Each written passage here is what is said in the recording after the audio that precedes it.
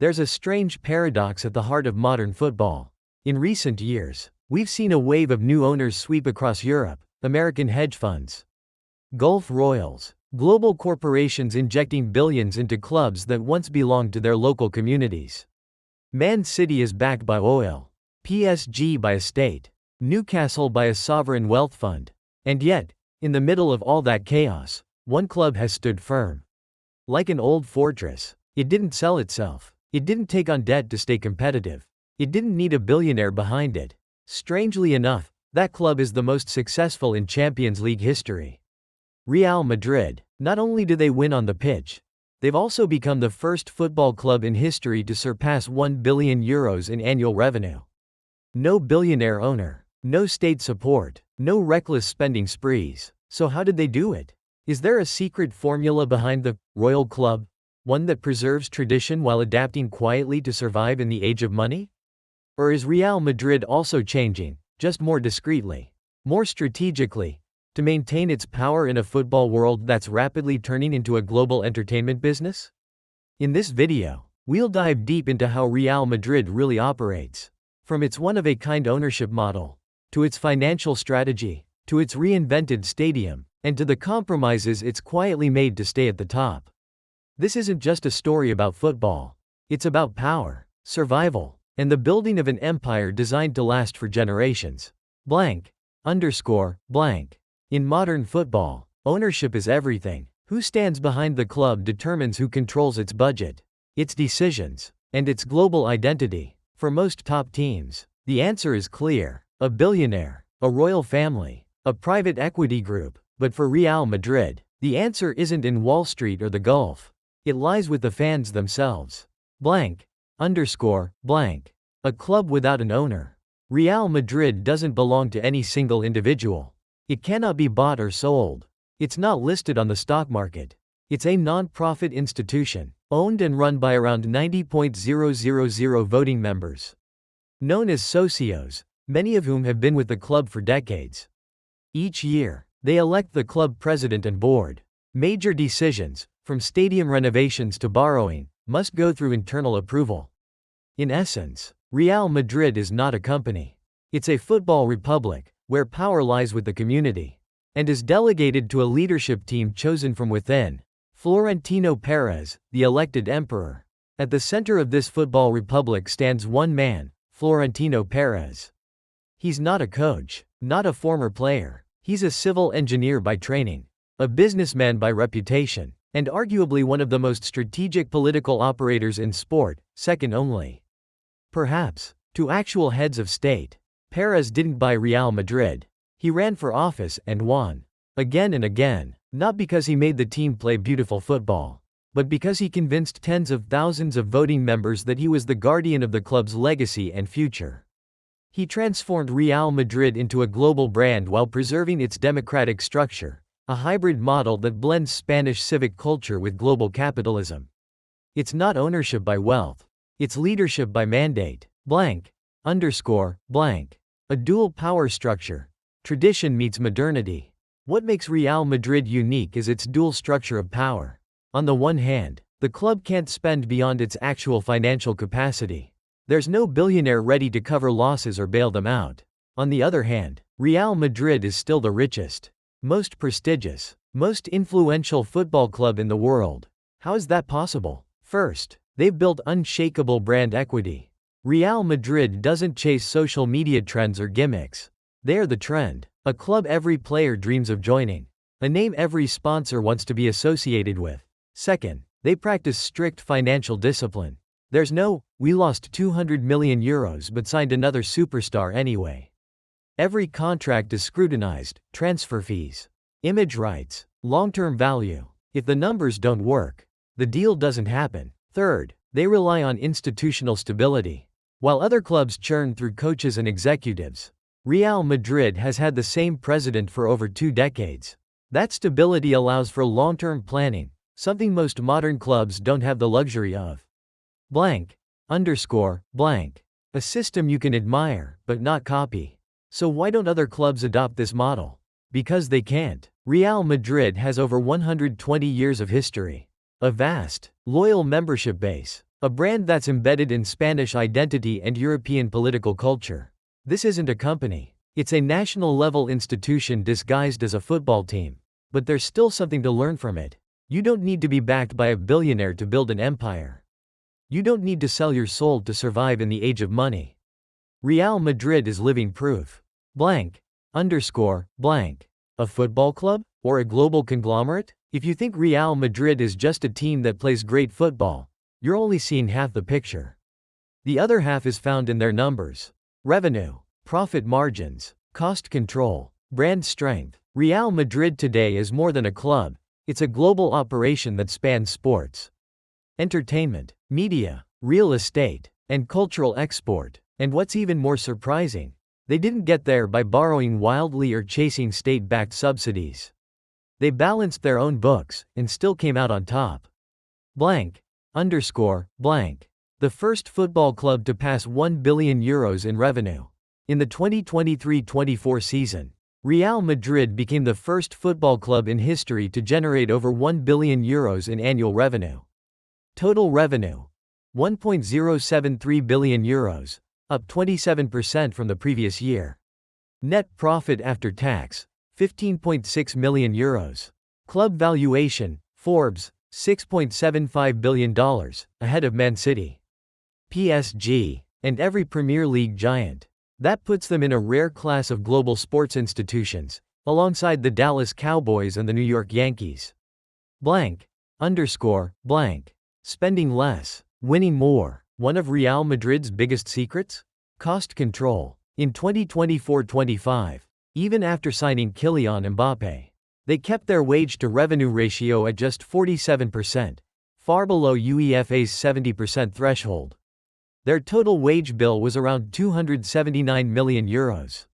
Mbappé was the highest paid at around €31 million per year. But thanks to their enormous revenue, they still had nearly €250 million in room to expand salaries without breaking financial rules. The lesson? Real Madrid doesn't spend wildly, but they know when to spend big, and why. A business strategy beyond just selling shirts. Unlike many clubs that rely heavily on TV rights or jersey sponsors, Real Madrid has built its own business ecosystem, a diversified, self-sustaining model that includes a stadium that generates revenue 365 days a year, a museum that ranks among the top 3 most visited paid attractions in Madrid, customized sponsorship deals, not just on the jersey, but on the sleeves, in VIP lounges, and across the digital landscape. One example, their sleeve sponsorship deal with HP, worth €70 million per year, is enough to cover the entire defensive lineup's salary. In total, Real Madrid's kit sponsorship package, combining Adidas, Emirates, and HP, now exceeds $270 million annually. The highest in world football. Blank.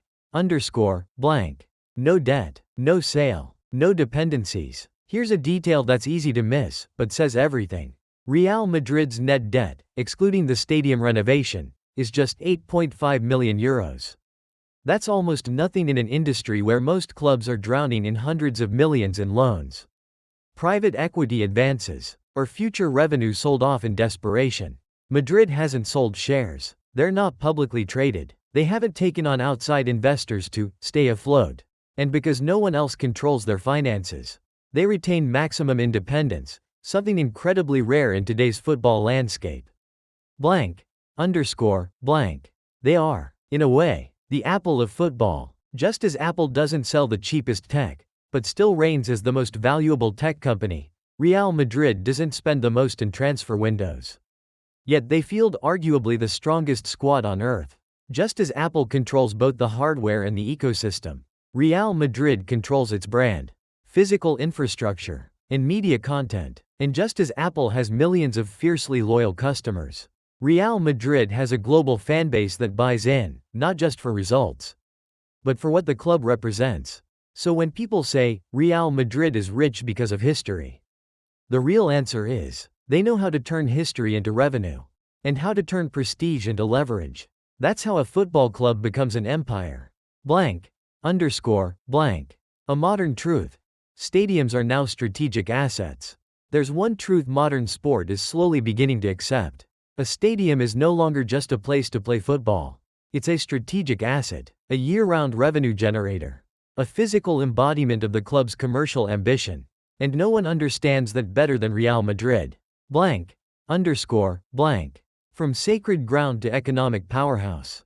The Santiago Bernabéu was once a shrine to 20th century football, the roar of Champions League nights. The volleys, the drama, the history. But in the 21st century, Real Madrid saw something more. The chance to transform it into a financial engine, one that operates 365 days a year, regardless of wins or losses. The result? A renovation project worth over €800 million, turning what was once a football pitch into a multi-purpose financial and entertainment hub. Blank. Underscore. Blank. Revenue more than doubled, and football wasn't even the main driver. Before the renovation, the Bernabéu brought in around €150 million per year, mostly from match days. In the 2023-24 season alone, that number jumped to €320 million, a 120% increase. Breakdown: matchday revenue, tickets, hospitality, in-stadium services, $258 million. Non-matchday revenue, concerts, tours, museum, €43.9 million in just the first 6 months. The museum alone brought in a record €24.3 million, a 77% year-on-year increase, despite raising ticket prices to €35. Even during relatively low-stakes matches, like against Alaves, the stadium drew over 67,000 fans. Nearly full. Blank. Underscore. Blank. One stadium, 4 revenue streams. Real Madrid doesn't see the Bernabéu as a building. They see it as a multi-tiered cash flow system. 1. Football matches, tickets, food, VIP seats. 2. Tourism, stadium tours, behind-the-scenes experiences, the club museum. 3. Events, concerts, exhibitions, corporate gatherings. 4. Leased space, restaurants, retail, commercial real estate. In other words, every square meter of the Bernabéu is now a monetizable asset, sometimes even more valuable than a goal scorer. Blank. Underscore. Blank. Architecture built to serve finance. The stadium wasn't just redesigned to look good. It was rebuilt to generate wealth. A fully retractable roof for hosting major concerts. A pitch that lowers into an underground chamber for protection and flexibility. Entire floors of hospitality zones tailored for VIPs, sponsors, and business clients. A full-circle LED advertising system that can change dynamically depending on the event. Put simply, the Bernabéu is no longer just a stadium. It's a premium financial product, engineered to serve fans, partners, and revenue goals all at once. Growth without depending on performance. Here's what truly sets Real Madrid apart. Even when they're not winning trophies, the Bernabéu still generates enormous cash flow. That's something most other clubs can't say. When performance drops, attendance drops, revenue drops, pressure mounts. But for Madrid, the financial model has already decoupled from match results. And that's the real power. A system that continues to print money, even when the team isn't at its best. Blank. Underscore. Blank. Why that should worry the competition? Because when your stadium alone can bring in €400 million a year, you don't need loans to sign players. You don't have to sell off image rights. You don't need to cut wages. You don't need to make deals with investment funds just to survive. Real Madrid generates its own resources, and then reinvests them into the next cycle of success. That is the highest form of financial independence in world football, and outside of perhaps Bayern Munich. No other club in Europe comes close. Blank. Underscore. Blank. The Bernabéu isn't just a stadium. It's a financial engine. It's the beating heart of the Real Madrid empire, designed not just for match days, but for 20 years of revenue stability. A money-making machine, powered by strategy, legacy, and relentless ambition. Blank. Underscore. Blank. The billionaire clubs, and the model they follow. Today's football landscape is full of new money giants. Man City, bankrolled by Abu Dhabi. PSG, backed by Qatar. Newcastle, supported by Saudi Arabia's sovereign fund. Chelsea and Manchester United, both owned by American investment groups burning through hundreds of millions. So here's the question. Is Real Madrid really that different, or just rich in another way? The answer lies not in how much money they have, but in how they manage it. Blank. Underscore, blank. Their rivals are rich, but not self-sufficient. Take Manchester City. They don't need the club to be profitable. They need it to project soft power, polish the UAE's global image, and anchor political influence. PSG follows a similar path. Signing Neymar, Messi, and Mbappe wasn't about profit. It was about putting Qatar on the global map. Wage bills over €100 million per year? No problem. Newcastle is now walking the same road, rebuilding the club using public funds from Riyadh. These clubs operate on a model of inject cash, burn cash, convert it into prestige. They don't worry about limits, because they rely on backers to make up the difference. Blank. Underscore, blank. Real Madrid has no safety net, so they operate like a business. Real Madrid has no billionaire benefactor, no state fund, no blank check. If they suffer big losses, they feel the real consequences. That's why every deal is weighed carefully, not just for footballing value, but for financial logic. When they signed Mbappe, it was because they calculated that image rights, merchandise, and ticket sales could cover the investment. They don't overbuy like Chelsea. They don't overhaul squads every summer like Manchester United. They don't fall into boom and bust cycles like PSG. They operate like a real business, living on real income, built on long-term planning. Blank. Underscore, blank. Results speak louder than budgets. Look at the record. 6 Champions League titles in 11 years. Man City? Just 1. In 2023. PSG? Still none, despite outspending everyone. What does that tell us? Money makes you strong, but identity and structure make you last. Real Madrid doesn't just have good players. They have an institutional mindset, pressure-tested, battle-proven, and built to win. Blank. Underscore, blank. A battle for the future. Super League versus UEFA. Seeing how uneven the playing field had become, Real Madrid was among the first to push for a closed European Super League. It failed, after massive backlash. But the message was clear. Madrid didn't want to be penalized for playing fair, while state-funded clubs bypassed the rules. And after the collapse of the Super League, Madrid did something even smarter. They decided to play by the rules, and still build a system that wins. That's what truly scares the rest of Europe. Blank. Underscore, blank. Walking alone, still leading.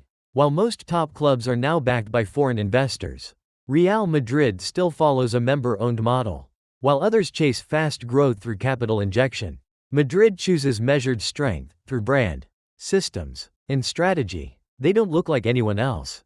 But that's exactly why no one else looks like them. Blank. Underscore, blank. Even empires must evolve. No model lasts forever, not even Real Madrid's. Despite their success, they face a rapidly changing football world, where players have more power than coaches, where social media creates instant pressure, where personal branding can outweigh team tactics. And that's why, quietly but deliberately, Real Madrid has begun to adapt their own model of power. Blank. Underscore, blank. Mbappe. The exception that proves the rule. Few expected this. The biggest image rights deal in Real Madrid history was granted to a player who hadn't yet played a single minute for them, Kylian Mbappe. According to leaked terms, salary, around €31 million per year, the club's highest ever. Image rights, Mbappe keeps 80%. When Real traditionally demands a 50-50 split. Signing bonus, between €100 minus €150 million. Despite being a free transfer. Unprecedented? Yes, but also calculated. For decades, Real Madrid was known for controlling image rights, even with icons like Beckham or Ronaldo. So why did they make an exception now? When Real Madrid thinks like a tech company, the rationale behind Mbappe's record-breaking deal isn't emotional. It's calculated, like a business move in Silicon Valley. Because Mbappe isn't just a footballer. He's a mobile digital asset. He boosts shirt sales and TV rights, especially in the French market. He attracts new sponsors, including the €70 million per year sleeve deal with HP. He helps position Real Madrid as the go-to destination for Gen Z stars who value personal branding. So no, Real Madrid isn't abandoning its principles. It's simply repricing its brand value for the digital age. Blank. Underscore. Blank. Why it's called a controlled exception. Yes, Mbappé got extraordinary perks, but the club still held the line on its core financial structure. Total wage bill remains under 50% of revenue. No new loans were taken to cover his signing bonus. No across-the-board wage hikes to keep the peace. Everyone understands Mbappé as a unique case. They're willing to break precedent, but only when the upside outweighs the financial risk. Blank. Underscore. Blank. Subtle shifts in brand, media, and messaging. Beyond the Mbappé deal, Real Madrid has made smaller, smarter adjustments to fit the times. Stronger presence on social media, but with a premium tone. Avoiding low-effort memes or viral gimmicks. Expansion into behind-the-scenes content and long-form documentaries, positioning themselves as a sports media producer. Better global fan engagement via digital platforms, maintaining massive followings without needing tabloid controversy. These aren't superficial updates. They show that Real Madrid isn't rejecting the modern world, but entering it on their own terms. Blank. Underscore. Blank. Preserve the core, refresh the shell. If there's one phrase that defines how Real Madrid is adapting, it's this: selective evolution. What they've kept: the member-owned model, financial discipline, a deep emotional matchday culture, a European-first mentality. The Champions League remains the primary objective. What they've changed: how they negotiate with superstars, how they present themselves in digital spaces, how they monetize the stadium, museum, and fan experiences. Real Madrid is no longer the old-fashioned club many thought it was. They've become a hybrid of entertainment, tech, sport, and global branding, but without losing their footballing soul. Blank. Underscore. Blank. When Real breaks a rule, it's usually to reinforce the system. So the next time you see Real Madrid bend a rule or set a new precedent, don't assume they've lost their identity. Understand this instead: they're playing a higher-level game of power, where identity has to survive in a transformed world. Blank. Underscore. Blank. The one thing you can't buy. You can build a new stadium. You can sign the biggest stars. You can hire the best manager in the world. But there's one thing you can't buy, no matter how rich you are: a culture of winning. Real Madrid isn't always the best team every season. They don't always have the most talent on paper. But somehow, they win when it matters. They turn lost causes into victories. They make the biggest stages feel like home. That's not form. That's collective identity. Blank. Underscore. Blank. The Champions League DNA is real. It sounds like a meme. But look at the history. 2014 final. Equalized in stoppage time. Won in extra time. 2018 final. Outsmarted Liverpool. 2022. Came from behind against PSG. Chelsea. Man City, then beat Liverpool again. 2024 final. Defeated Dortmund despite being outplayed for much of the match. And the bigger picture? 6 Champions League titles in 11 years. No other club in the modern era can touch that. Blank. Underscore. Blank. They don't win with formations, they win with mentality. Ask a tactical analyst what makes Real Madrid different, and you might get a blank stare. They don't win because of formations. They win because of poise, composure, and the ability to seize the moment. A Modric outside foot pass, a Vinicius sprint, a pinpoint cruise delivery. None of it is predictable, but all of it feels inevitable. As if programmed not by a coach, but by belief. Blank. Underscore. Blank. Players don't come to Real just for the money, they come for the legacy. Plenty of clubs offer higher salaries: PSG, the Saudi Pro League, even some Premier League sides.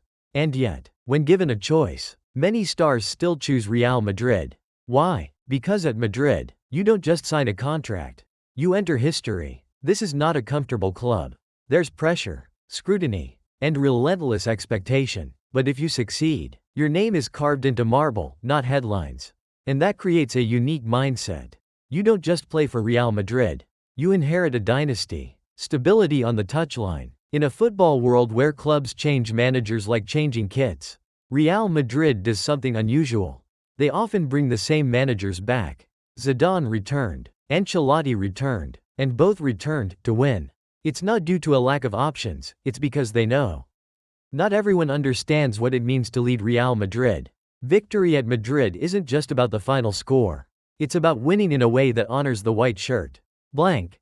Underscore. Blank. An asset you can't measure, but can win you millions. What makes Real Madrid special? It's not in their bank account. It's in the atmosphere, the dressing room, the way players look at each other when they're trailing 0-1. The way they step onto the pitch, without panic. This is a culture that doesn't show up in contracts or balance sheets. But it's the kind of culture that wins you the games that matter most. Blank. Underscore. Blank. While the world rushes forward, Madrid holds onto what matters. In a time where football is obsessed with new tactics, flashy data, and viral content, Real Madrid still believes in something old school. Belief in resilience. Belief in the tradition of winning. And sometimes, that belief is the edge that changes everything. Blank. Underscore. Blank. An empire that wins across generations. Real Madrid is one of the rare dynasties in world sport to win across multiple eras. Without ever changing its core. They didn't sell out to the state. They didn't rely on hedge fund capital. They didn't gamble like a casino. Instead, they built a system, owned by the fans, fueled by global brand strength, driven by a culture of winning, and refined over time, adapting without losing its soul. That's how they won 6 Champions Leagues in 11 years. That's how they broke the €1 billion revenue mark. That's how they became the most valuable football club on the planet. Blank. Underscore. Blank. But even Madrid can't escape time. The world is changing fast. The rise of football as content. The demand for instant entertainment. The influence of investment funds over entire leagues. A younger generation of fans who don't watch full matches and don't stay loyal to one team. These are the undercurrents eroding the foundations of every traditional empire. Even the all-white one called Real Madrid. Blank. Underscore. Blank. So the final question isn't, are they strong? The real question is, how long can they remain themselves? And if survival requires change, what will they give up first? That's the choice every empire must face. Whether it's a royal dynasty, a superpower, or a football club that conquered Europe with belief, identity, and legacy. Blank.